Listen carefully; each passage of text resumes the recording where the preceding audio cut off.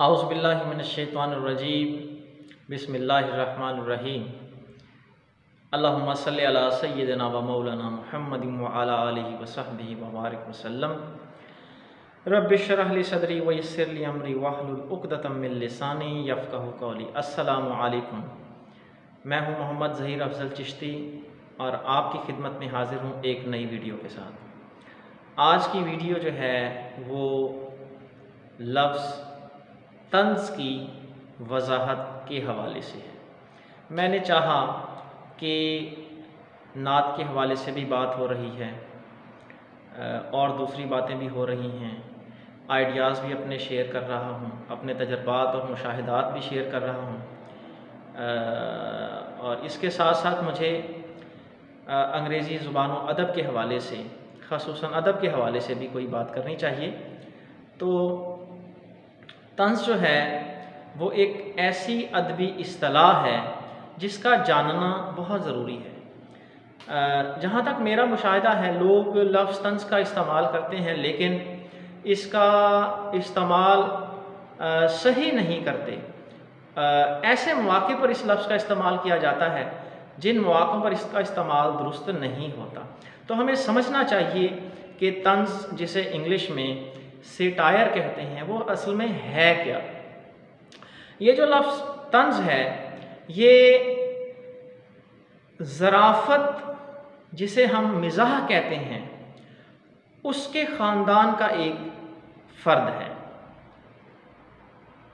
अब मज़ीद इसकी मैं वजाहत में ये कहना चाहूँगा कि अगर आपको किसी चीज़ के अंदर या किसी शख्स में कोई चीज़ अच्छी नहीं लग रही, आपका ख़याल है कि यह दुरुस्त नहीं है और इसकी इस्लाह होनी चाहिए, तो आप मिज़ाहिया अंदाज में इस तरह बात करें कि सुनने वाला जो है वो अपने दिल में थोड़ा सा गुस्सा भी महसूस करे, लेकिन उस गुस्से का जो इजहार है वो ना कर सके, बल्कि इन रिटर्न बदले में वो भी आपको मुस्कुराहट दे, वो अपने गुस्से का इजहार ना कर पाए।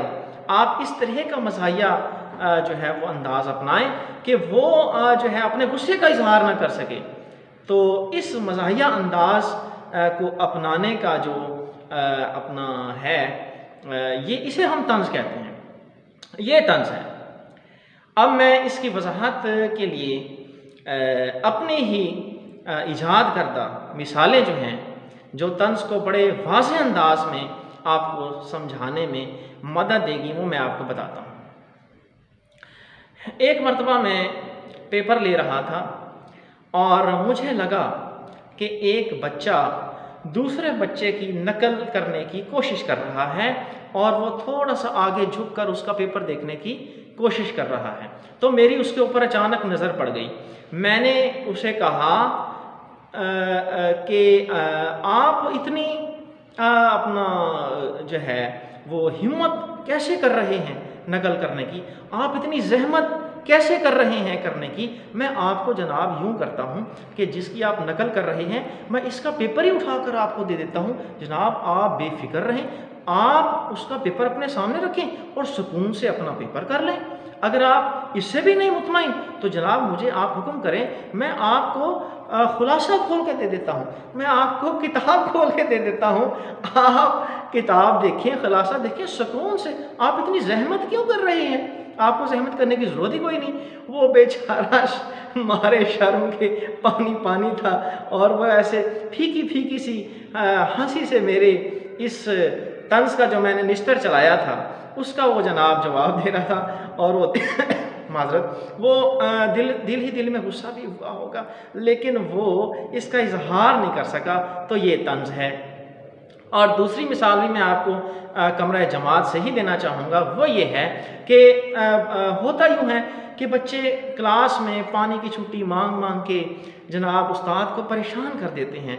तो एक दफ़ा मैं भी बच्चों को छुट्टी दे दे के परेशान आया हुआ था। तो एक बच्चा मेरे पास आया, कहने लगा सर मैं पानी पिया हूँ। मैंने कहा जनाब आपको पानी की प्यास लगी है? उसने कहा जी हाँ बिल्कुल। मैंने कहा आप इस तरह करें, आप पहले भी गए हैं, अब आपने करना क्या है, जाएं पानी पिए आएँ और आप इस तरह करें कि थोड़ा सा पानी अपनी दाएं जेब में भी डाल के आ जाएं और थोड़ा सा पानी अपनी बाएं जेब में भी डाल के आ जाएं, और इस तरह जनाब आप जो है ना वो पानी पी भी आएँ, ताकि फिर जब आप क्लास में आए तो फिर आपको और प्यास न लगे, फिर आपको दोबारा छुट्टी ना लेनी पड़े। तो जनाब मैंने ऐसा मज़ाहिया अंदाज़ अपनाया, उस पर जो है मिज़ाह का ऐसा मैंने निस्तर चलाया कि उसे समझ आ गई कि उस्ताद जो है ना जी वो गुस्सा है और चाहता है कि मैं पानी की छुट्टी ना मांगूं। तो ये जो है 2 मिसालें मैंने तंज़ की वजाहत में आपके सामने पेश की। मैं समझता हूँ कि आपको इस वीडियो के ज़रिए तंज़ को समझने में जो है वो ज़्यादा से ज़्यादा मदद मिलेगी और इंशाअल्लाह ताला आप इस लफ्ज़ को सही जगह पर इस्तेमाल करने के काबिल हो जाएंगे। और इन्हीं अल्फाज के साथ मैं आपसे इजाज़त चाहूँगा। वस्सलाम।